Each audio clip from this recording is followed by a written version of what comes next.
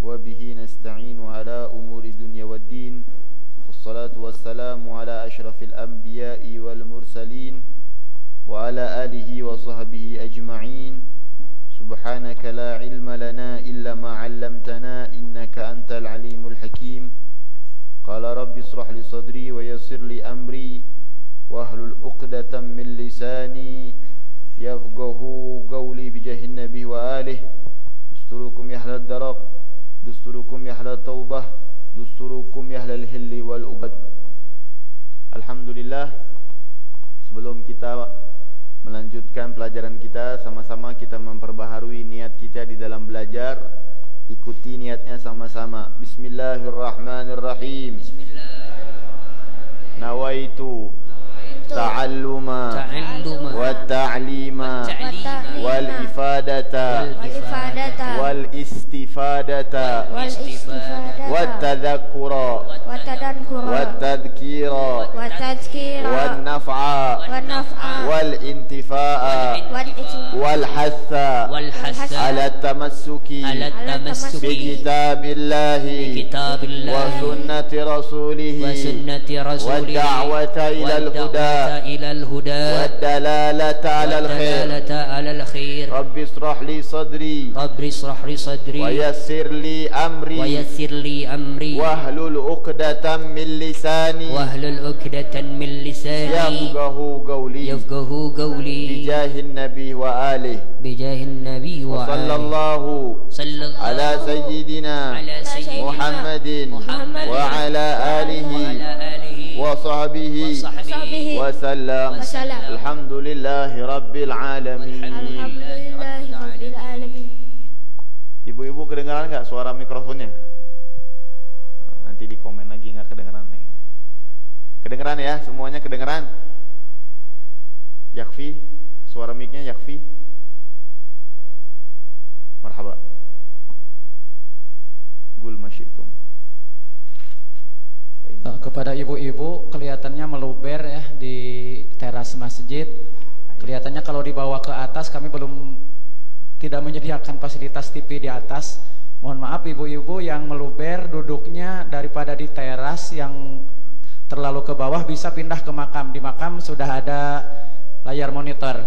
Jadi ibu-ibu yang duduknya agak mepet ke pinggir bisa di makom.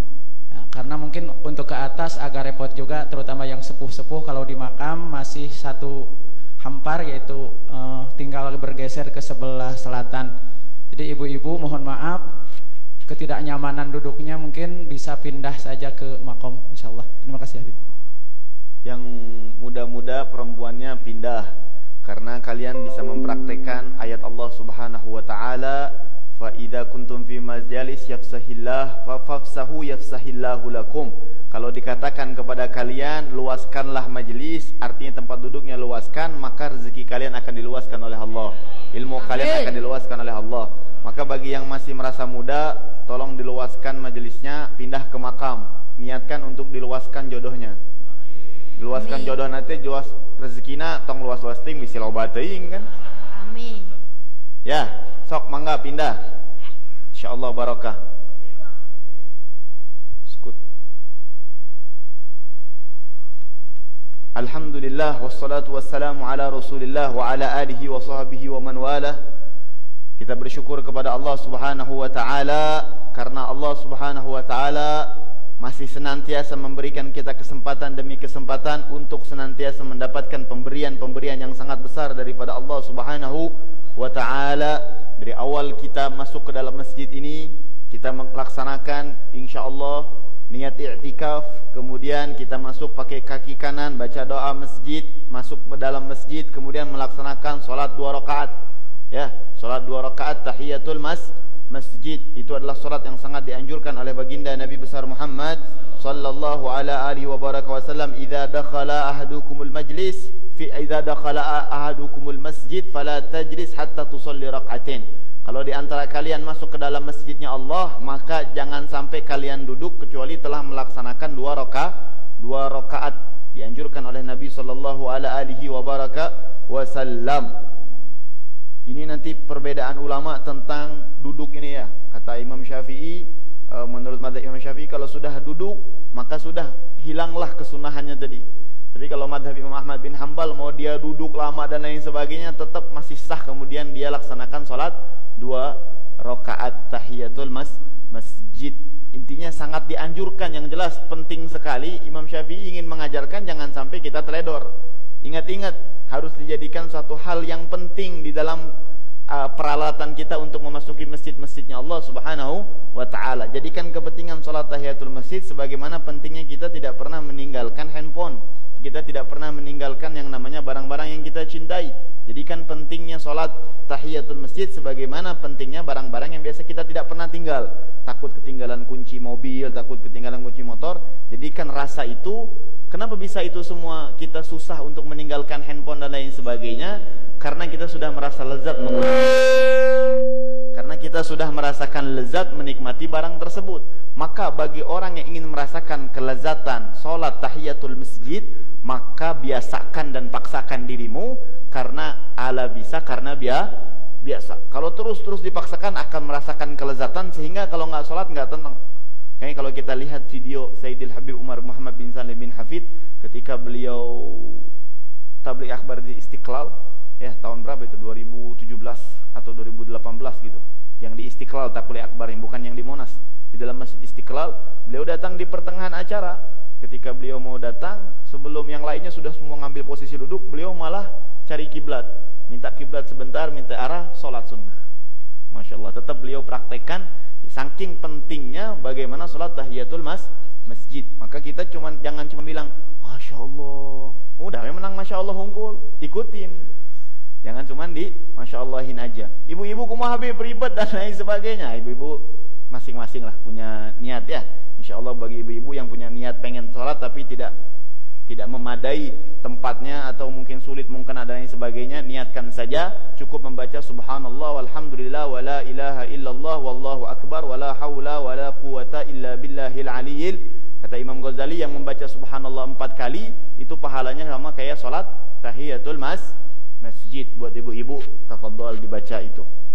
Kemudian kita setelah tahiyatul masjid mendengarkan lantunan-lantunan qasidah, ya, mendengarkan maulid Nabi sallallahu alaihi wasallam. Mungkin tadi ada yang baca salawat kepada Nabi sallallahu alaihi wasallam, ada yang sambil berzikir, ada yang sambil istighfar dan lain sebagainya. Yang Habib ingin sampaikan adalah pelajaran kita hari ini itu adalah tentang tadi tuh, dari awal kita masuk masjid sampai sekarang jam 9 kurang 15. Ini termasuk suatu hal yang baru bagi kita. Biasanya kajian itu dimulai 8:30, itu paling lama. Sekarang dimulai kajian jam 9 kurang 15. Kenapa Habib mulainya sekarang agak lama? Karena ingin pelajari tentang apa yang hari ini ingin kita pelajari. Kadang kita ini selama ini cuma teori, tapi praktek sulit. Maka dari itu Al-Fagir berniat untuk memang sengaja mengundurkan waktu, pengen senantiasa kita praktekkan nih. Maksudnya gimana Habib? Masih belum paham? Oke, lebih diperjelas. Tadi dari semenjak kalian masuk ke sini, kita, jangan kalian, kita yang semenjak tadi awal masuk ke masjid sampai detik ini, ada nggak di dalam perasaan kita sekarang merasa sangat bersyukur kepada Allah, atau biasa-biasa aja, atau bahkan bosen? Ayo, apa yang kalian rasakan sekarang? Kalau kalian merasa biasa-biasa saja, sayang. Artinya kalau kita tidak pakai kesempatan duduk di sini dengan bersyukur kepada Allah, rugi kita. Tapi kalau kita justru hadir di sini yang tadi dari awal sampai jam 9 kurang 10 ini merasa bangga hadirnya karena kemampuannya, ini penyakit yang akan kita bahas, namanya ujub. Ujub. Dia merasa bangga dan merasa ini kemampuanku, bisa duduk di majelisnya Nur Soba, di majelisnya kita pada pagi hari ini, itu karena kemampuan saya, keinginan saya. Saya mau duduk di sini ya karena keinginan saya. Maka itu namanya ujub. Nah, pelajaran yang kita hari ini ingin pelajari, sebelum kita pelajari kita praktekin dulu nih. Kita tanyakan sekarang kepada diri kita masing-masing, nggak usah update status ya. Tanyakan aja sekarang kepada diri kita, apa perasaan kita yang dari tadi duduk di masjid cuma dengerin qasidah aja, nggak paham kadang apa yang dibaca, cuma duduk-duduk begitu aja. Bagi kita, kira-kira apa perasaan tersebut? Rasanya apa gitu duduk di sini? Kalau nikmat, kita merasa bersyukur, bahkan terpanggil karena Allah, bahkan kita merasa malu terkadang, merasa kadang kita ini nggak pantas, ketahuilah engkau sedang dekat dengan Allah Subhanahu wa ta'ala. Tapi kalau hadirnya di majelis tadi, hampir 2 jam ini kita duduk, kok merasanya biasa-biasa aja, kok merasanya tidak senantiasa bangga atau senantiasa merasanya itu kayak ya memang sudah rutin lah biasa gitu. Sayang, rugi. Kita tidak memiliki perasaan fadl min Allah subhanahu wa ta'ala. Tidak senantiasa kita bersyukur kepada Allah subhanahu wa ta'ala. Lebih buruk dari kedua itu ketika kita hadir ke sini bangga. Bangganya dengan artian alhamdulillah saya mah seger, sehat, bisa ke sini ya karena kemampuan saya. Oh, alhamdulillah hadir nih. Ini bukan riya ya, tapi hatinya dia nggak ucapkan. Hatinya aja merasa bangga. Alhamdulillah lah. Hari ini ana hadir majelis Habib Ridho dari awal sampai akhir belum berdiri. Pantat tuh nggak panas enggak. Terus saja duduk di sini. Saya punya duduk itu wah segar banget. Alhamdulillah. Dia nggak pakai alhamdulillah tuh, dia cuma memuji-muji diri aja. Itu adalah ujub. Wa min ma'asil qalbi wal ujbu bi ta'atillahi ta'ala, yaitu merasa bangga dengan amal ketaatannya kepada Allah Subhanahu wa taala. Kata muallif, ujub itu definisinya adalah i'tiqadun nafsi kamalaha, berkeyakinan di dalam dirinya kesempurnaan amalnya. Sudah merasa sempurna, saya mah hadir di sini udahlah, cukup. Enggak usah hadir lagi ke majelis yang lain. Sudahlah saya mah cukup, enggak usah dengerin Habib Ridho juga enggak apa-apa lah, mau tidur di majelis juga enggak apa-apa lah, cukup hadir aja lah. Sudahlah cukup aja lah, nggak usah bawa-bawa pulpen, nggak usah bawa-bawa buku, hadir aja di majelis kan cukup udah, nggak usah ngapa-ngapain, ini aja udah sempurna nih, bisa hadir ke sini. Kalau orang yang lain ngomong gitu, benar, nggak apa-apa. Tapi kalau hati kita yang berbicara seperti itu ujub.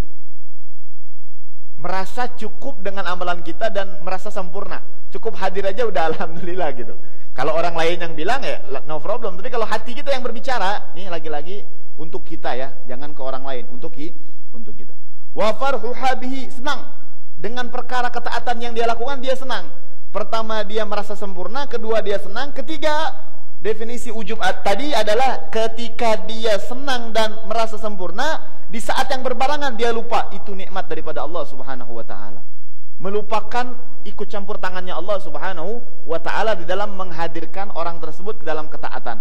Melupakan nikmat Allah Subhanahu wa taala di dalam dirinya yang saat itu sedang melakukan ketaatan kepada Allah Subhanahu. Dan ini contoh aja di majelis ini contoh, tapi ibadah yang lain kayak umroh, mungkin dia haji, mungkin dia senantiasa sholat malam atau nggak pernah tinggal bacaan Qur'annya, sehari 10 juz, sehari 2 juz, sehari 1 juz, sehari 1 lembar, terus dia istiqomah. Tapi dia punya tadi tuh definisi ujub tadi, merasa sempurna dengan bacaannya, nggak ada sama sekali dia ngerasa kayak kurang dan lain sebagainya. Nggak ada dia senantiasa mengingat, ya Allah ini tuh semua keutamaan Engkau. Dalam hati itu merasa renyuh, ya Rabb, aku yang penuh dengan dosa, yang penuh dengan kemaksiatan, yang penuh dengan kelalaiatan, masih Engkau muliakan ini lidah yang biasa mencaci maki orang masih bisa untuk senantiasa membaca Al-Quran. Dia nggak punya tuh rasa itu tadi, maka ini orang ujub. Wa adamil khauf min zawaliha, dan dia nggak ngerasa takut bahwasanya ketaatan itu akan hilang dari dirinya. Jadi keempat tuh definisinya ujub, merasa sempurna, senang dengan apa yang dia lakukan, lupa akan nikmat Allah, dan dia tidak pernah merasa takut perkara ketaatan tadi hilang dari diri dia. Biasa-biasa weh. Saya mah hadir ke sini udah nggak ada ngerasa kayak ya Allah kekal nikmat kayak ya Allah ya bisa hadir di majelis ini ya Allah, mudah-mudahan istiqomah ya Allah. Nggak mau gitu, disuruh ajak doa biar istiqomah teh hadedang we gitu, diem aja. Dia merasa cukup, aku hadir sekali aja udah cukup lah. Nah ini hati-hati penyakit ujub ini. Penyakit ujub ini muhbitul amal, yang membatalkan atau yang menggugurkan amal-amal kita. Maka dari itu Nabi SAW bersabda, kata Nabi, yang aku paling takutkan kepada kalian itu adalah sesuatu hal ibadah yang kalian merasa bangga kepadanya. Ibadah yang kalian lakukan itu yang aku takut kepada Allah Subhanahu wa taala dan aku takutkan kepada kalian. Tapi ditutup kalimatnya, ibadah yang kalian lakukan dengan rasa bangga diri. Maka dari itu Al-Imam At-Tarafi atau Al-Imam Al-Mutrif, bukan At-Tarafi, Al-Imam Al-Mutrif, beliau senantiasa berkata, aku kata beliau, lebih merasa senang ketika aku tidur 1 malam penuh. Aku merasa senang ketika satu malam full aku tidur, tidak bangun malam, tapi ketika waktu fajar datang, aku bangun dalam keadaan menyesal.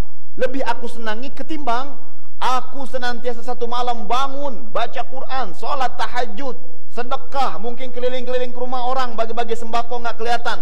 Aku akan lakukan amal apapun di malam hari, tapi ketika datang waktu fajar aku merasa bangga. Yang aku lebih senangin adalah tidur di waktu malam. Paham tuh? Ini jangan dibalik ya. Wah kalau gitu Beb, tidur aja Beb. Lah. Ini beliau ingin mengartikan hadis yang di atas tadi, yang Habib bilang tadi, tentang bahayanya ibadah yang tidak menghadirkan kenikmatan daripada Allah, tidak merasa kenikmatan daripada Allah Subhanahu wa taala. Maka beliau mengatakan, aku lebih senang tidur satu malam full dan bangun pagi dalam keadaan menyesal. Kenapa semalam nggak bangun? Kenapa aku semalam tidak membaca Quran? Kenapa? Lebih aku senangi ketimbang bangun satu malam tapi subuh datang dalam keadaan bangga. Faham tuh? Fa in dhanna ma'a dzalika anna lahu indallahi haqqan wa tawaqa bi amalihi karamatan fid dunya wa sab'an yusibuhu makruh wa huwa mudil wa huwa ziyadatun 'ala al-'ujub. Kalau dia senantiasa merasa apa yang dia dapati itu benar, sempurna menurut Allah Subhanahu wa taala, dan merasa dengan amalnya tadi dia mendapatkan kemuliaan di dunia. Dia mendapatkan kemuliaan dunia dengan bisa beribadah, dan dia senantiasa merasa dirinya itu jauh daripada musibah-musibah. Maka ini orang yang mudhil, telah senantiasa berlebihan juga. Bahkan itu cabang daripada penyakit ujub. Jadi dia ngerasa, aku sholat seperti ini tuh Allah pasti terima lah. Santai aja sholatnya, Allahu Akbar.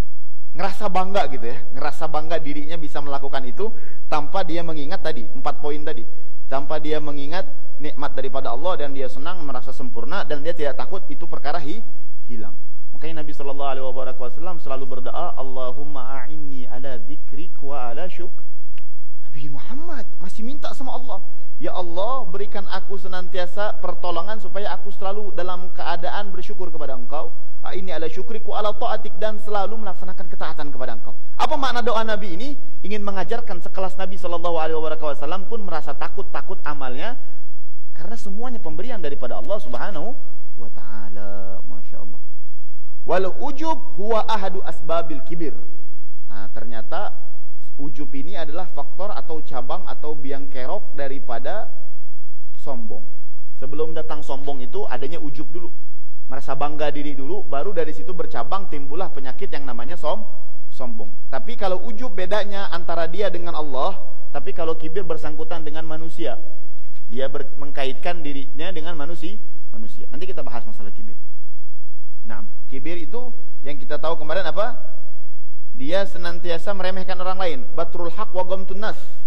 Ya, alamat tanda-tandanya orang sombong itu batrul haq, menolak kebenaran, dan dia meremehkan orang lain. Gak merasa butuh dinasehatin. Dia gak merasa senantiasa mau dinasehatin, gak penting. Aku udah belajar kok di majelis, aku udah tahu kok, ngapain nasihatin aku. Wah, ini sombong. Nah, sombong ini efeknya daripada ujub. Padahal sekelas Al-Habib Ali bin Muhammad Al-Habsyi, beliau yang pengarang Simtudurar, pernah mengatakan, man nasahni fa inni linusuh min hugabil. Ini kejadian pernah kita lagi ngumpul sama Habib Umar di Jakarta tahun kemarin, multaqo anak-anak murid Habib Umar semua. Tiba-tiba ada satu saudara kita berdiri. Ketika Habib Umar tanya, ada pertanyaan, kata Habib Umar. Kata dia, enggak. Terus kenapa engkau berdiri? Saya mau menasihati. Ajib. Yang lain pada tegang kan. Dia berani berdiri, beliau bilang nih, saudara kita, dia bilang, ana mau bukan nasihat Habib, saya mau menasihati ikhwanana. Habib Umar senyum langsung, tapi beliau langsung respon ucapan tadi, man nasahni fa inni linusu minhu gabil, katanya. Siapa yang mau menasihatiku, karena aku sangat menerima siapapun yang menasihatiku. Aku butuh nasihat. Karena ad-din an-nasihah. Ad-din, kata Rasulullah, agama ini hakikatnya nasihat.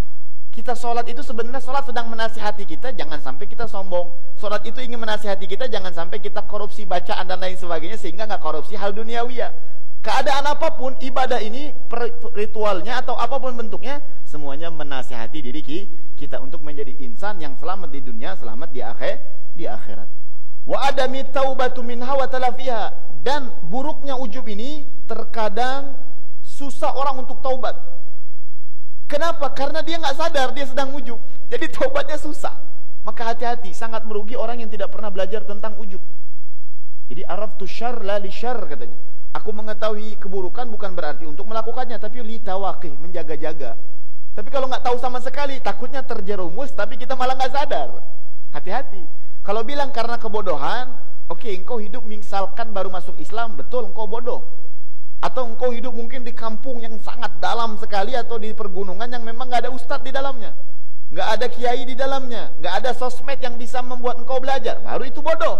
Tapi kalau engkau hidup di lingkungan orang yang berilmu, majelis setiap minggu, bahkan setiap hari, engkau masih bilang dirimu nggak tahu tentang ujub, la wallah, muhik, ahmak.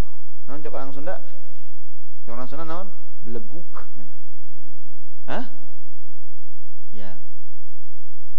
Ikan paus makan tomat gitulah.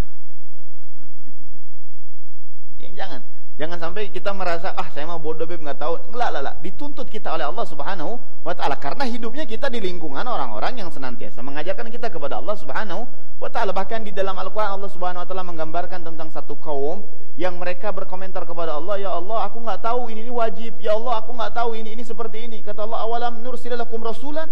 Bukankah kami telah utus rasul kepada kalian? Kalian yang menghindari mereka, kalian yang pura-pura nggak tahu tentang mereka.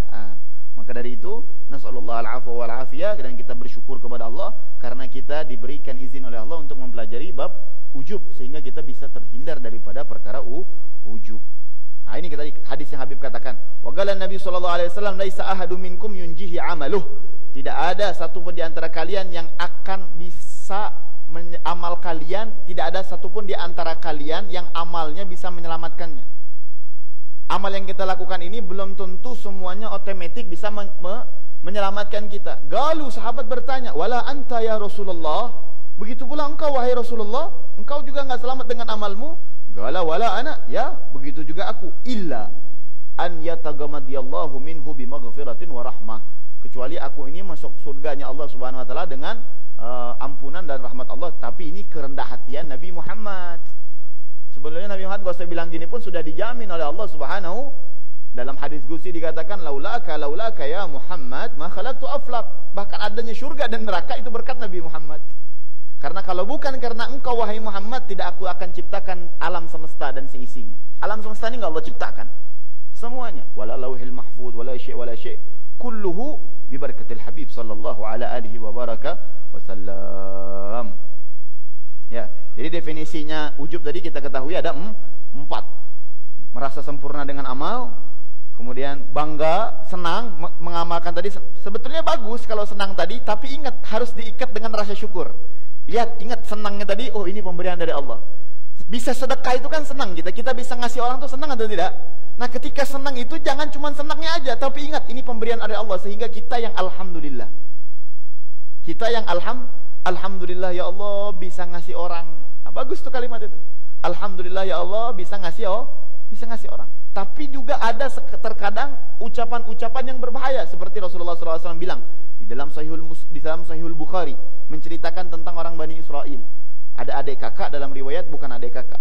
Adik kakak ini satu kakaknya ahli ibadah, satu adiknya ahli maksiat. Kerjaannya maksiat aja. Sampai kakaknya yang ahli ibadah ini bilang, celakalah engkau dengan maksiatmu, taubatlah engkau dengan maksiatmu, taubatlah engkau dengan maksiatmu. Dia nasihatin, tapi ketika dia senantiasa nasihatin ketiga, pas banget kepergok, adiknya lagi senantiasa bermaksiat, apa kata dia? Celakalah engkau dan Allah nggak bakal ngampunin dosa engkau. Allah tidak akan pernah mengampuni dosamu.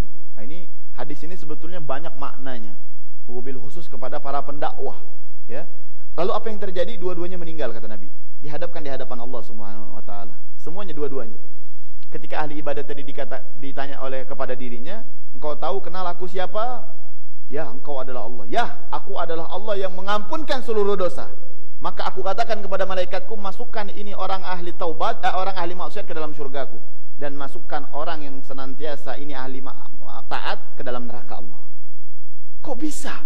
Imam Malik berkomentar, kata Imam Malik, karena ucapannya ketika dia mengatakan Allah tidak akan mengampunkanmu, seakan-akan pada saat itu dia merasa ibadahnya saja yang baik, orang lain enggak.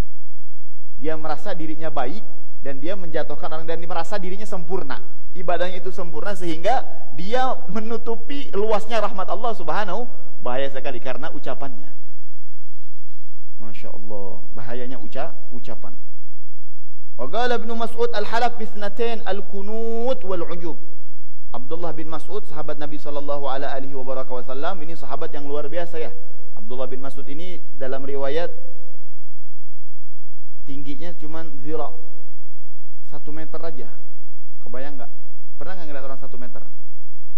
Hah? 1 meter dalam riwayat. Kerjaannya beliau pegang sendal Nabi, pegang siwak Nabi sama tongkat kadang ditaruh di bawah ketiaknya. Kalau Nabi lagi ceramah apa gimana dipegang. Jadi khidmah sama Nabi sallallahu alaihi wasallam. Orang yang dekat juga dengan Nabi sallallahu alaihi wasallam. Sampai suatu hari dalam riwayat diceritakan Nabi SAW duduk di bawah pohon bersama sahabat-sahabat, bawah pohon kurma. Abdullah bin Mas'ud, dia ketika itu ingin ngambil sesuatu apa yang menghalangi Nabi, dia berdiri. Ketika dia berdiri, sahabat semua ketawa. Nabi kebingungan, ditanya oleh Nabi, apa yang menyebabkan kalian ketawa? Lihat lututnya Abdullah bin Mas'ud, sangat tipis. Itu kalau ketiup anginnya Rasulullah, deg-deg, udah geter. Ngelihat tumit, bukan tumit, ya tumit ya. Sini nih, apa di atas tumit ini namanya? Betis. Ngeliat betisnya Abdullah bin Mas'ud sangat tipis. Nih kalau ketiup angin dia goyang ya Rasulullah, jatuh katanya. Ketawa, diremehkan oleh sahabat. Maka Rasulullah mengatakan, sesungguhnya betisnya Abdullah bin Mas'ud itu lebih besar daripada amal-amalnya orang dunia. Pahalanya sangat luar biasa. Ini orang yang hebat Abdullah bin Mas'ud ini. Satu-satunya budak yang berani mengumandangkan ayat Quran pertama kali di Ka'bah, di depan orang-orang kafir Quraisy, di depan orang-orang yang benci dengan baginda Nabi besar Muhammad sallallahu alaihi wasallam. Beliau mengatakan al-halak fitnatain, kehancuran itu di muka bumi ini ada 2. Kehancuran itu bukan kita turun jabatan, kehancuran itu bukan kita senantiasa usahanya rugi, kehancuran itu bukan senantiasa ketika kita gagal dapat jodoh, kehancuran itu bukan itu kata beliau. Tapi kehancuran itu ketika kita al-kunut. Apa kunut? Kunut ini kemarin apa kita bilang wala taqnatu min rahmatillah, putus asa. Kehancuran itu yang pertama adalah keputusasaan. Karena orang kalau putus asa sudah sulit dia ingin mendapatkan rahmat Allah. Kepada siapa lagi dia mau berharap kalau dia berputus asa? Kemana dia mau berusaha? Kemana dia mau kembali? Karena dia sudah putus asa. Masa kehancuran yang hakiki adalah keputusasaan. Bukan tentang jabatannya yang turun, tapi keputusasaanmu nggak mau kembali lagi. Orang jatuh no problem. Jatuh sekali terkadang membuat kita lebih kuat. Bayi itu kalau dijatuh sekali membuat sebuah hal yang baru bagi dia. Jatuhnya bayi membuat bayi tadi lebih semangat ingin berdiri lagi.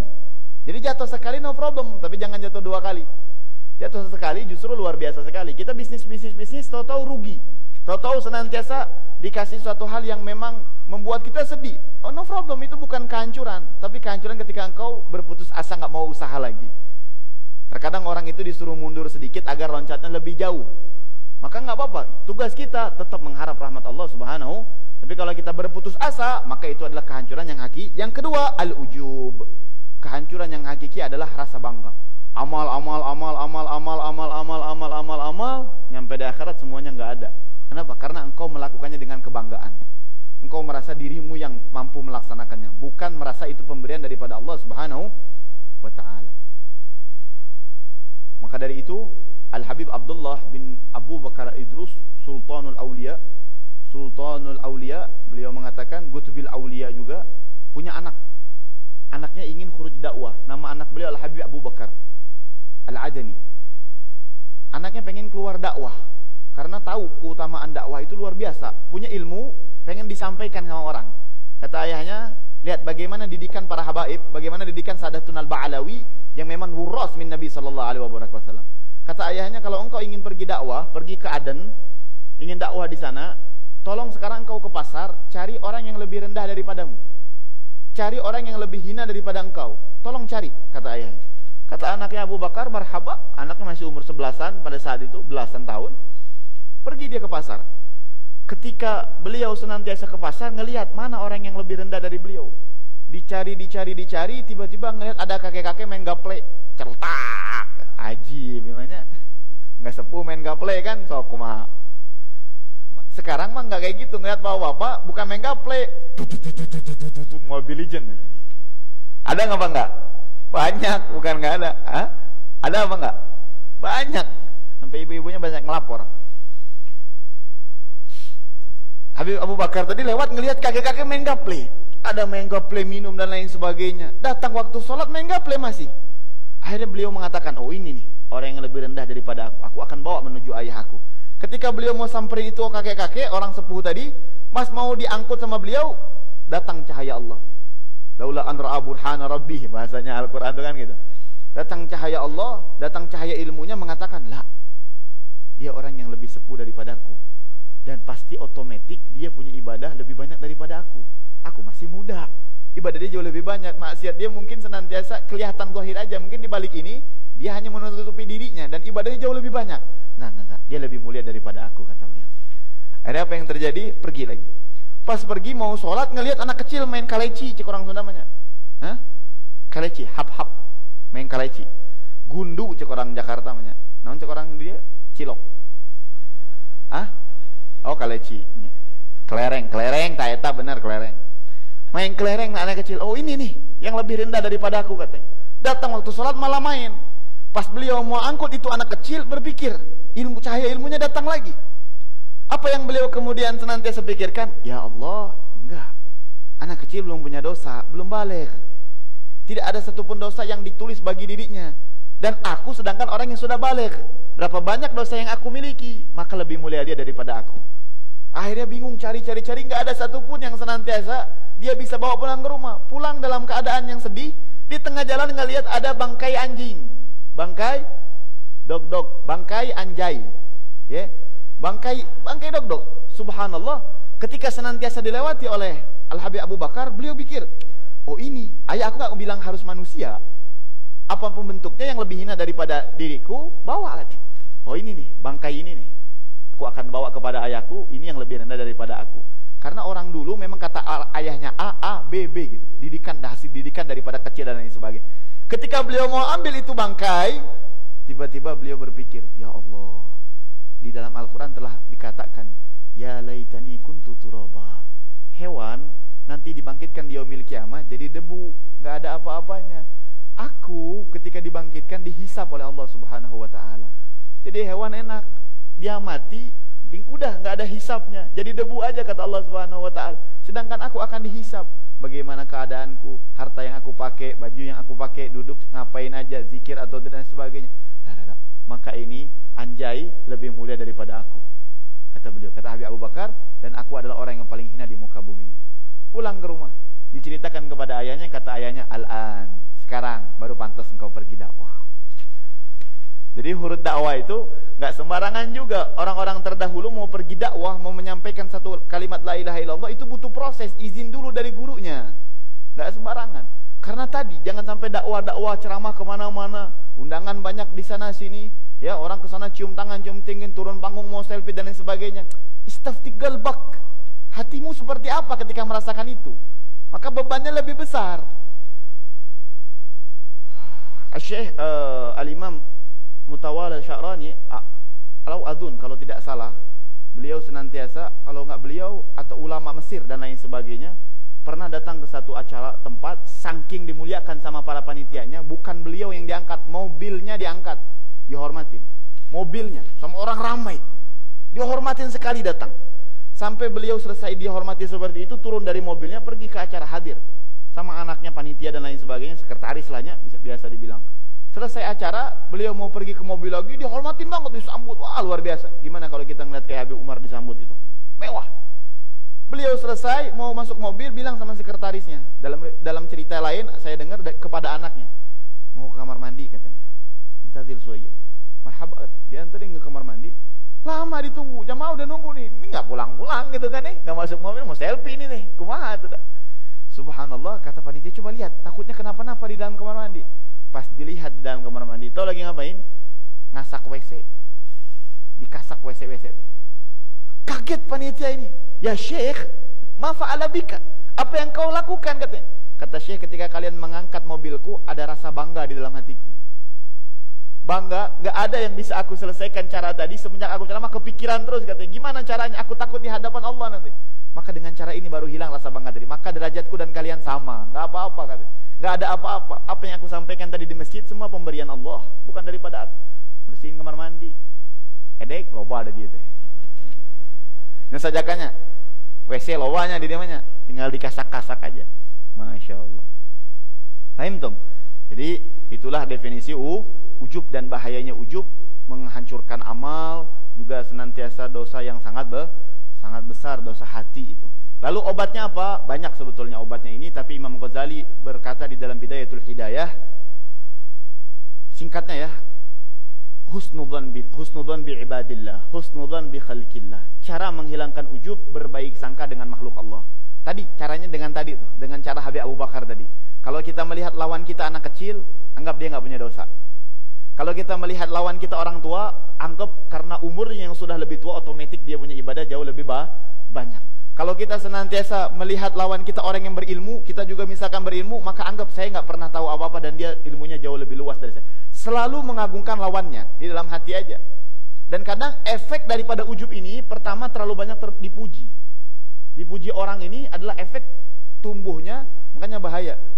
Kalau ada orang muji kita, diajarkan oleh Al-Habib Abdullah bin Alawi Al-Haddad dengan doanya, Allahumma la ta'khudni bima yaqul waghfir li wa lahu. Ya Allah, jangan engkau azab aku atau jangan engkau senantiasa ambil diriku, siksa aku karena perkataan dia. Dia bilang aku ahli ibadah, padahal aku nggak pernah ibadah. Maka maafkan aku ya Allah dan ampunkan dosanya dan ampunkan dosaku. Jadi kalau ada orang muji kita, baca doa itu, dianjurkan oleh Al-Habib Abdullah Al-Haddad. Itu kita temukan di dalam kitab Risalatul Muawanah. Ya, Allahumma la ta'khudna bima yaqul, Allahumma la ta'khudni bima yaqulun atau bima yaqul waghfir li walahu. Ampunkan aku dan ampunkan dia. Kalau ada orang muji kita, ya Masya Allah ya, bisnis kamu sekarang maju ya, wah kamu rajin majelis ya, Allahumma la ta'khudna bima yaqul waghfir li walahu. Jadi kita di setiap waktu selalu mengkoneksikan hati kita dengan Allah Subhanahu wa ta'ala. Obatnya berprasangka baik dengan makhluk Allah, dan tadi efek ujub gara-gara sering dipuji. Nas'alullah al-afwa wal afiyah wallahu a'lam bissawab. 9:30. Ada yang mau bertanya enggak?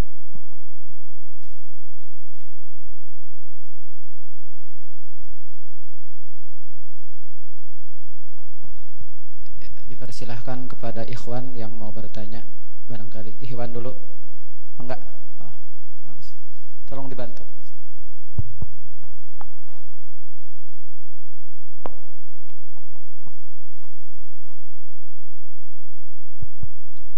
Assalamualaikum warahmatullahi wabarakatuh. Habib, saya Yudi dari Cianjur, Habib. Masya Allah. Ini pertanyaan kedua saya, Bib, masih yang berkaitan dengan rumah tangga, Bib. Pertanyaan kedua. Yang pertama waktu di Ar-Rahman. Oh, oke. Masih kaitannya masih rumah tangga, Bib. Soal ujub itu, Bib, ya. Untuk ketika saya pun masih belajar ya, Bib, ya, soal ilmu agama, soal rumah tangga. Ketika menasehati istri, Bib, karena mungkin saya juga tidak tahu apakah itu wajib atau tidaknya, tapi intinya saya juga ingin membina rumah tangga yang baik. Untuk menghilangkan ujub itu tadi, Bib, dengan keterbatasan ilmu dan akhlak yang saya miliki, Bib, itu bagaimana, Bib? Apakah lebih baik saya diam atau saya teruskan gitu menasihati sebisa saya, setahu saya? Itu aja mungkin pertanyaan saya, Bib. Wassalamualaikum warahmatullahi wabarakatuh. Waalaikumsalam warahmatullahi ta'ala wabarakatuh. Yang lain, bismillah. 3 langsung jawab.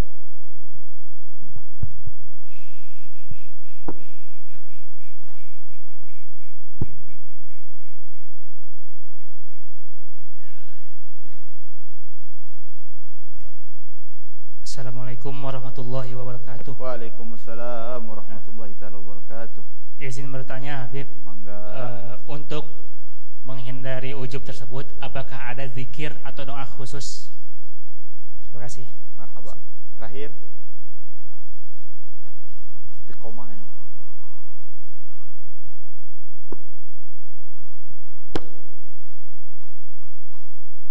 Assalamualaikum warahmatullahi wabarakatuh. Waalaikumsalam warahmatullahi ta'ala wabarakatuh.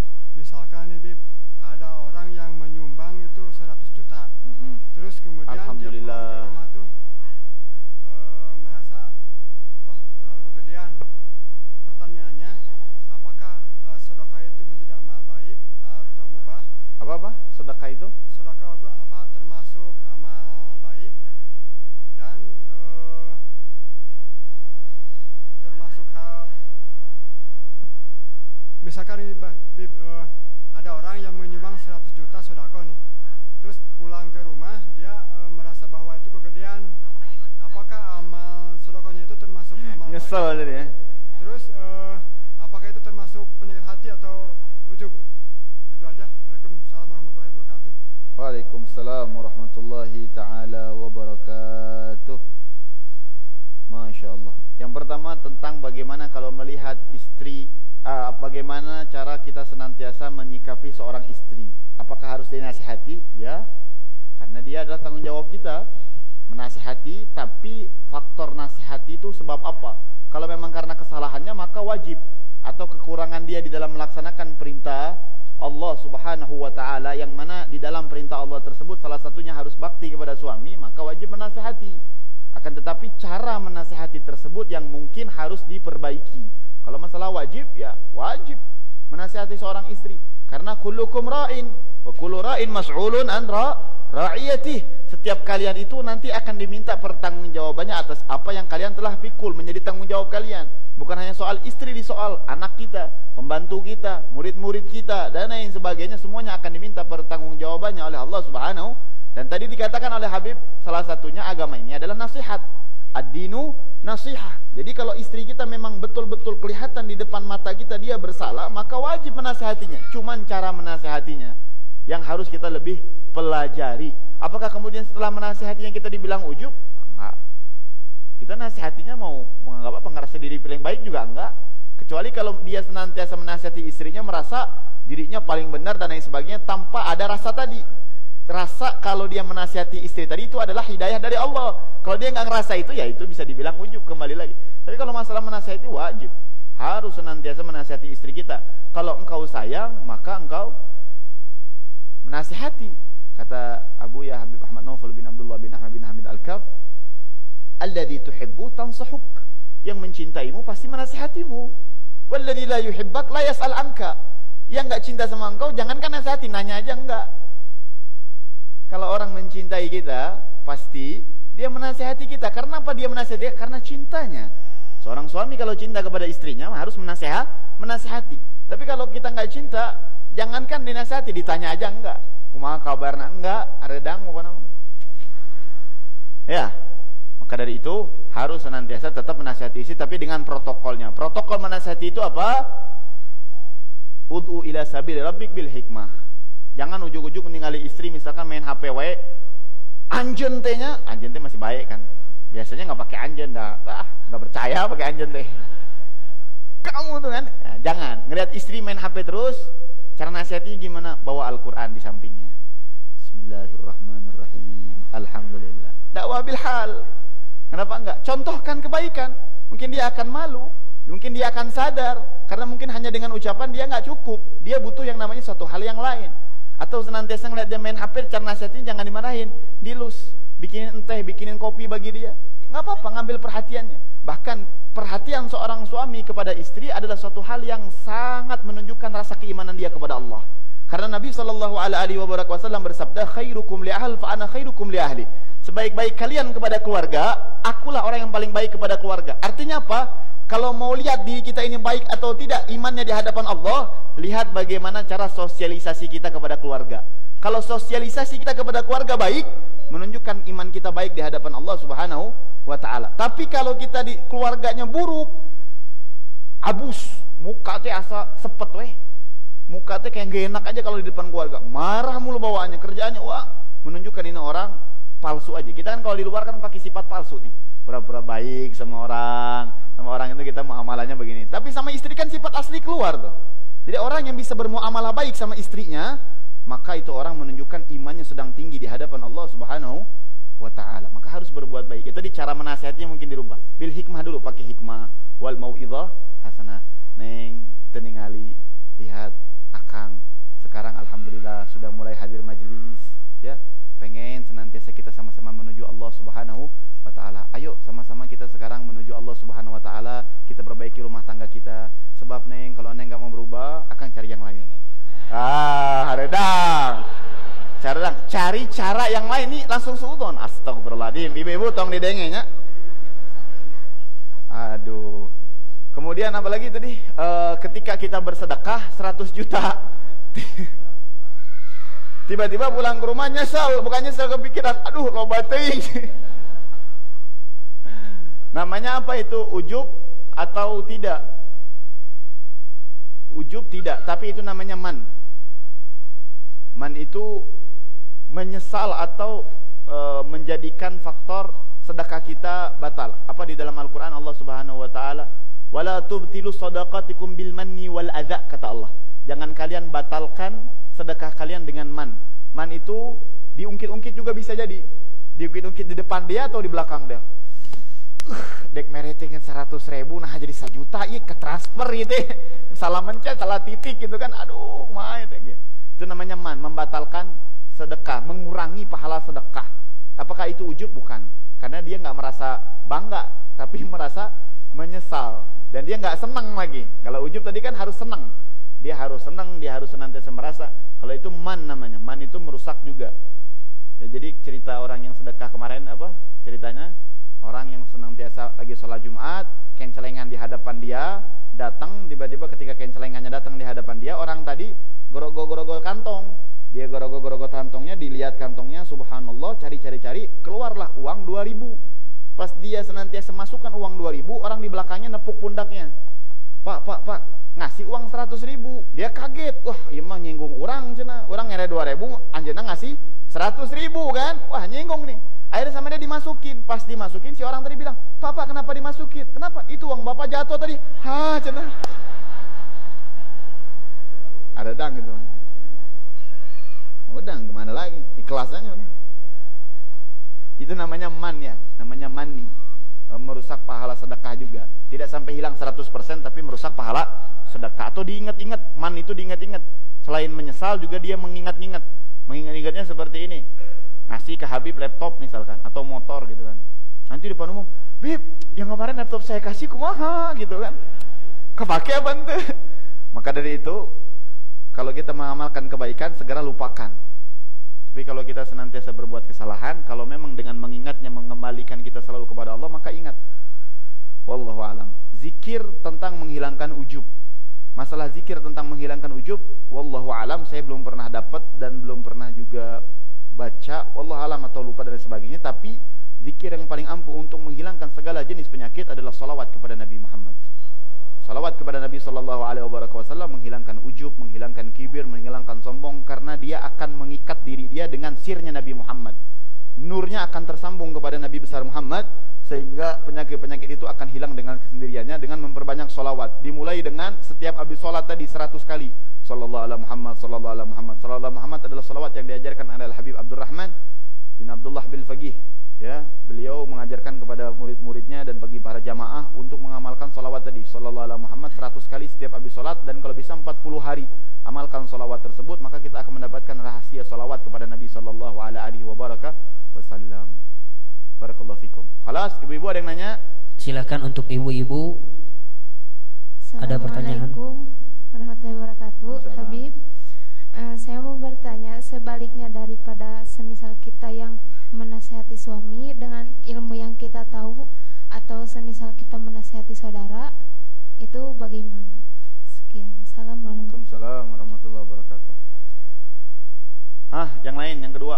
Yang kedua silahkan ibu.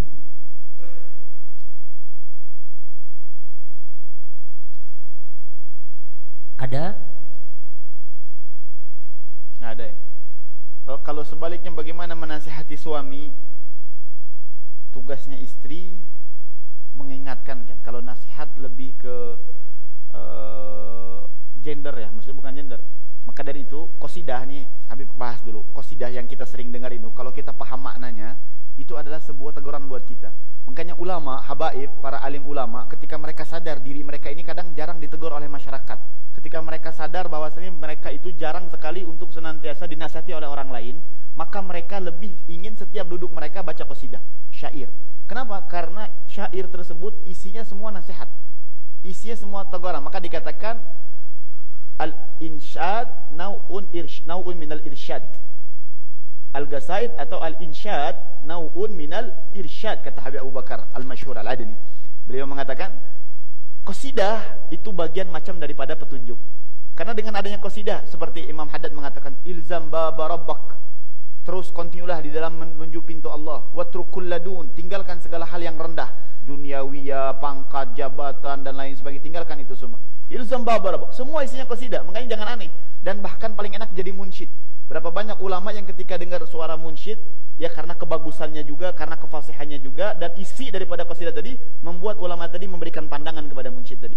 Makanya Habib Abu Bakar masyhur sekarang, mufakir zaman, mufakir asyratus sa'ah beliau mengatakan, apa yang aku dapati ini sebab aku baca qasidah di depan Habib Abdul Qadir bin Ahmad As-Segaf, kutub dunia. Faktor beliau baca qasidah ini, makanya kalau ada ulama datang nyuruh kita qasidah, jangan malu-malu. Habib suara tengenah, ya Habib. Jangan, baca aja kalau engkau baca. Baca apapun. Ya Arhamar Rahimin atau naon, asal tong nyanyi sambalado. Repot. Jangan nyanyi sambalado. Ya. Jadi kepada istri tidak diwajibkan menasihati suami, tapi mengingatkan dengan cara tadi, maksud Habib, dengan cara yang tadi, qasidah atau melantunkan syair dan lain sebagainya, dengan bahasa Melayu, puisi dan lain sebagainya boleh. Karena kalau istri nanti menasihati, enggak. Karena nasihat itu derajatnya biasanya untuk orang yang atasan ke bawahan, takutnya kurang pantas gitu. Karena tugasnya istri senantiasa mengingatkan saja, nasihatin jangan. Jadi kayak ngeguruin. Ar-rijal qawwamuna 'alan nisa, laki-laki lebih kuat daripada istri. Tapi mengingatkan harus. Tapi maksud Habib paham nggak? Kalau nasihat ini kayak sekarang nih, ini nasihatin kan. Tapi kalau mengingatkan kan banyak cara juga. Entah dengan dia makin rajin, makin soleh, atau dia berdoa kepada Allah, dikencengin, ya Allah senantiasa, ya Allah suami orang tak pernah bangun peting, ya Allah. Nah, ini kan itu kan doa juga. Doa itu bagian mengingatkan. Jangan, tapi entong di update statusnya sambil video call, ngambek kata suami. Sambil video call jeung batu live streaming gitu kan, sama dilihat orang. Kadang suami itu bukan nggak nerima, tapi gengsinya itu yang hebat. Jadi bang, bagi para suami, tong gengsi-gengsi itu yang ke istri. Dan bahagia harusnya kalau punya istri yang mengingatkan. Bahagialah kepada istri yang mengingatkan. Dari mana Habib dapat dalil istri tugasnya hanya mengingatkan bukan nasihatin? Nabi SAW ketika di dalam perjanjian Sulhul Hudaybiyah itu, Nabi SAW tidak mau bertemu dengan para sahabat pada saat itu karena ada sesuatu hal yang terjadi. Maka beliau menerima nasihat dari istri, pengingat dari istrinya. Temui ya Rasulullah, mungkin mereka senantiasa dia dikasih pengingat gitu. Maka mau Rasulullah SAW atas pengingat istrinya tersebut diingatin. Karena tugasnya istri mengingatkan suami dengan cara berdoa, dengan cara baca puisi atau dengar-dengar dan lain sebagainya. Banyak cara. Atau dia dengan dandan cantik setiap suaminya pulang. Itu kan bagian dari hal yang mengingatkan. Tapi mengingatkan naon eta? Ingat banyak gitu kan, ingat cantik, sholat jamaah, udah bersih dan lain sebagainya. Pikiran wae mudah-mudahan. Afwan Bib, ini ada titipan pertanyaan, bagaimana kalau suaminya rada susah pisan diingatkan gitu? Alhamdulillah, ketika suaminya rada sulit diingatkan, maka alhamdulillah bersyukur kepada Allah, karena saat ini engkau senantiasa dipilih oleh Allah Subhanahu wa taala untuk merasakan apa yang dirasakan oleh Sayyidah Asiyah. Firaun kan sulit nerima nasihat kalau Firaun. Jangankan pengingat, Firaun itu nerima nasihat Nabi Musa aja nggak mau. Padahal sudah dengan cara yang sangat lembut, kata Allah. Lihat konteksnya Allah di dalam Al-Quran berkata, kata Allah Subhanahu wa taala mengatakan kepada Nabi Allah Musa dan Nabi Allah Harun alaihi salatu wassalam, yang mana Firaun jahatnya kita tahu kan?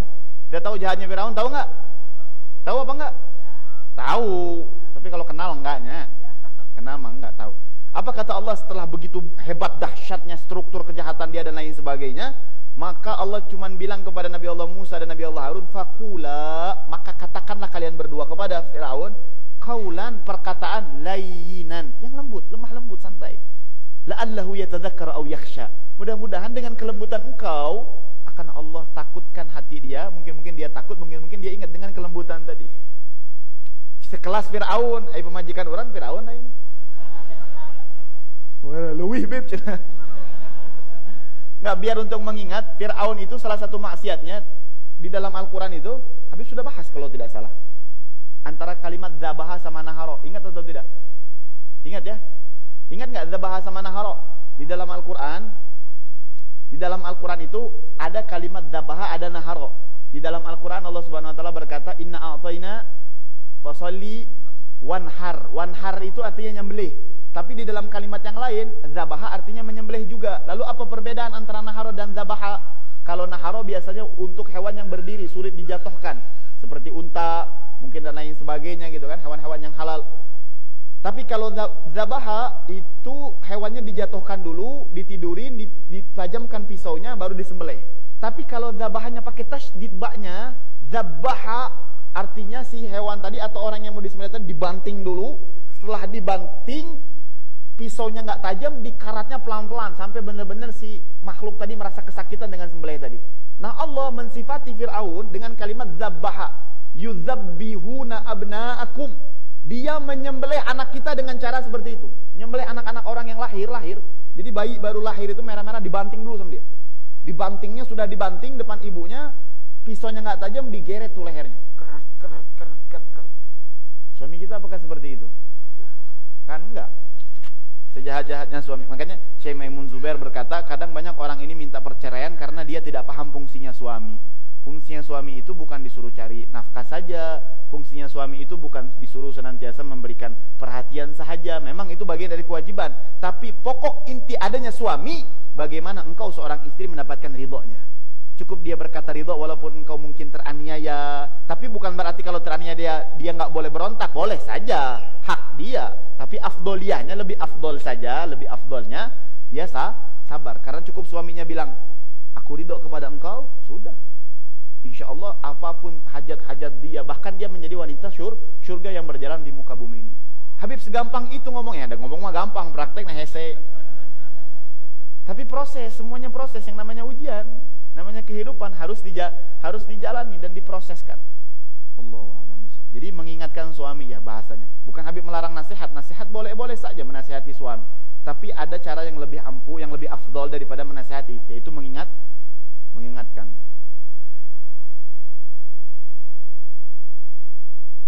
Ada yang lagi bertanya? Nggak ada. Ada lagi atau tidak? Silahkan terakhir.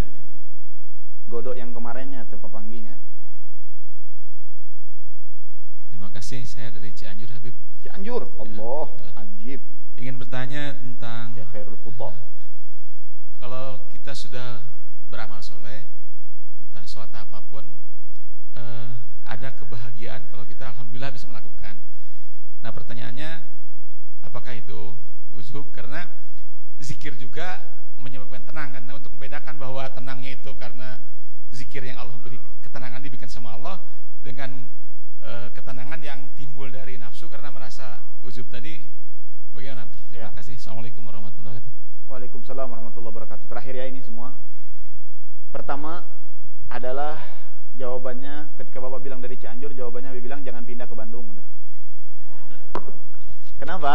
Karena itu nasihat Nabi SAW kepada Banu Salamah.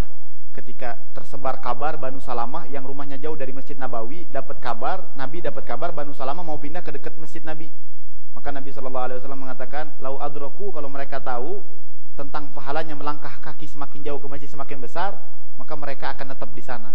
Maka Banu Salamah ketika dengar perkataan Nabi ini, mereka mengatakan kami nggak akan pernah pindah. Udah kami tetap di sana dan berjalan kaki menuju masjidnya Allah Subhanahu. Jadi Cianjur tong pindah-pindah lah, biar kesininya makin besar pahalanya gitu. Ya, aslinya tong bikin posko 2 repot kayak terjang jauh. Kemudian yang kedua pertanyaannya, ketika kita senantiasa melakukan amal ketaatan, tiba-tiba ada rasa kesenangan di dalam hati. Bagaimana cara membedakan itu ujub atau tidak? Ya tadi Habib bilang, kalau memang cuma kesenangan doang tanpa dilandasi dengan zikir sebagai tanda mengingat tentang nikmat Allah, maka itu ujub. Tapi kalau kesenangannya diiringi dengan kalimat tadi, alhamdulillah, ya, jadi dia tetap mengingat ini adalah pemberian dari Allah. Sedihnya itu bersyukur gitu kepada Allah. Kan beda dengan orang yang beramal tidak mengucapkan alhamdulillah gitu. Alhamdulillah nanti juga riya gitu kan. Alhamdulillahnya itu riya. Alhamdulillahnya butuh istighfar gitu. Alhamdulillah, ay orang mah ke masjid. Nah, kan beda. Gaya nadanya itu saya ya alhamdulillah kalau saya mah gitu kan beda. Ketika ada orang muji pun jadinya beda gitu. Oh, kamu Masya Allah hadir ke majlis Habib Ridho ya. Salat duha tadi salat. Ya alhamdulillah saya hadir. Alhamdulillah saya juga hari ini puasa. Padahal nggak ditanya gitu kan. Tapi alhamdulillahnya itu riya, butuh kepada istighfar gitu. Tapi bagaimana cara membedakannya ketika ketenangan hati datang? melakukan amal ketaatan, hati tenang, dilandasi dengan zikir kepada Allah. Itu namanya bukan ujub, tapi kebahagiaan yang sangat dianjurkan oleh Allah Subhanahu wa ta'ala. Qul bifadlillahi wa birahmatihi fabidzalika falyafrahun. Katakan dengan rahmat Allah dan keutamaan Allah. Kita bisa sholat itu keutamaan Allah, kita bisa hadir majlis keutamaan Allah. Falyafrah, maka bersenanglah kata Allah. Enggak apa-apa senang itu, tapi dilandasi dengan rasa syukur kepada Allah Subhanahu. Wallahu a'lam bissawab. Bismillahirrahmanirrahim. Alhamdulillahirabbil alamin. Allahumma inna nas'aluka al-'afwa wal 'afiyata wal 'afiyata da'iman fid dini wad dunya wal akhirah. Allahumma inna nas'aluka ilman nafi'an. Ya Allah, kami minta kepadamu ilmu yang bermanfaat. Wa na'udzubika min